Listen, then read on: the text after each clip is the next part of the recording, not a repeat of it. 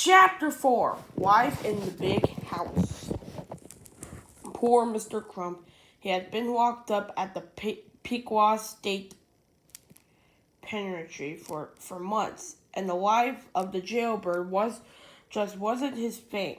All day long, he had people bossing him around. He ate neutrally defended, horrible tasting meals in a filthy cafeteria.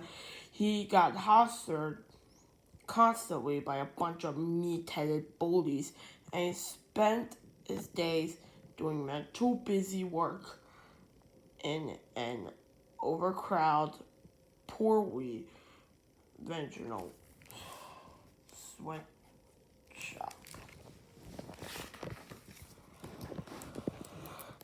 Mr. Crump was told when to eat, when to read, and when to exercise. He even to ask permission to go to the bathroom. He was constantly bombarded with pointless rules, ridiculous discipline, random searches, metal detectors, security cameras, and fundamentals designed to make everyone complicated and docile. And it was being a student of Jerome Horowitz Elementary School, except that the prison had better funding.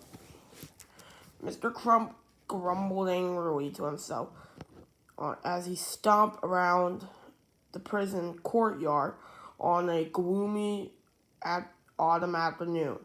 In the center of the courtyard, a giant green trap shielded everyone's eyes from something large and tall that was been built in honor of the Pequot State Penitentiary's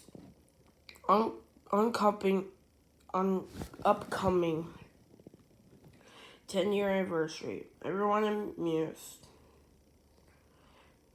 It was some kind of statue, but since nobody has seen this top secret project, not even Warden, nobody was quite sure what it is. I'm sick of this place, Mr. Crump muttered to himself. Everyone's always telling me what to do. And there's one more person who gives me another order, I think I'm gonna go crazy. Hey, fatty! Shouted a tiny maid working behind the green trap. Give me that hammer over there. Mr. Crump clenched his fist, furious. You can't tell me what to do, he screamed. You're a prisoner just like I am. I most certainly am nothing like you, said the tiny prisoner. It was Tippy Tinkletrousers, who was serving an 8-year sentence for attempting to take over the planet with an intent and enslave humanity. Mr. Crump rolled his sleeves and stomped over to the paint-sized prisoner. He eyed Tippy up and down. Tippy eyed Mr. Crump down and up. Hey! Mr. Crump shouted.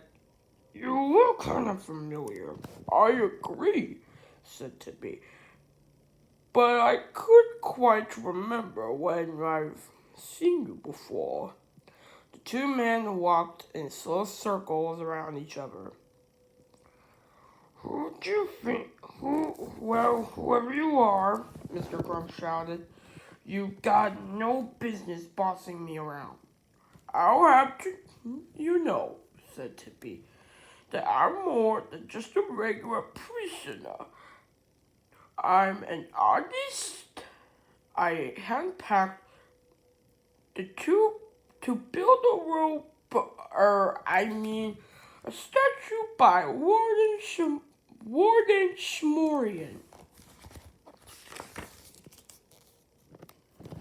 Suddenly, a rotate little man peeped his bulbous dandruff specked head out from behind the green trap. Did somebody call my name? He asked silently. It was Warden Gordon B. Schmorden, the guardian of Chief Jailer of Pequot State Penitentiary. Warden Schmorden was known far for wise for his surgery and starchless. He once sentenced a prisoner to a year of century complicated just for the ending of sentence with a prevention. Warren Schmorner was usually the most maniacally evil person that anyone had ever met. But he was in jailer. He won fatal weakness. He has easily fluttered, and that weakness was exactly what Tippy Tickle Trousers used to talk his way into making a giant statue of Warden Schmorgan to commemorate the 10-year anniversary of Pequot State Penitentiary. Just leave everything to me, said Tippy, and at the start of the project, and I'll concentrate the most seemingly handsome statue I've ever seen. Really? Said the warden.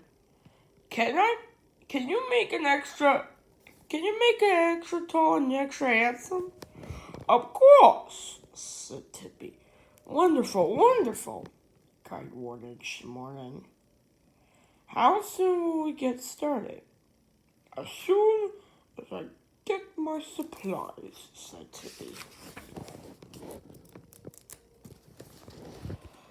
He handed the warden a carefully written list of tools and materials. Hey, said Warden Schmorgan, looking over the list.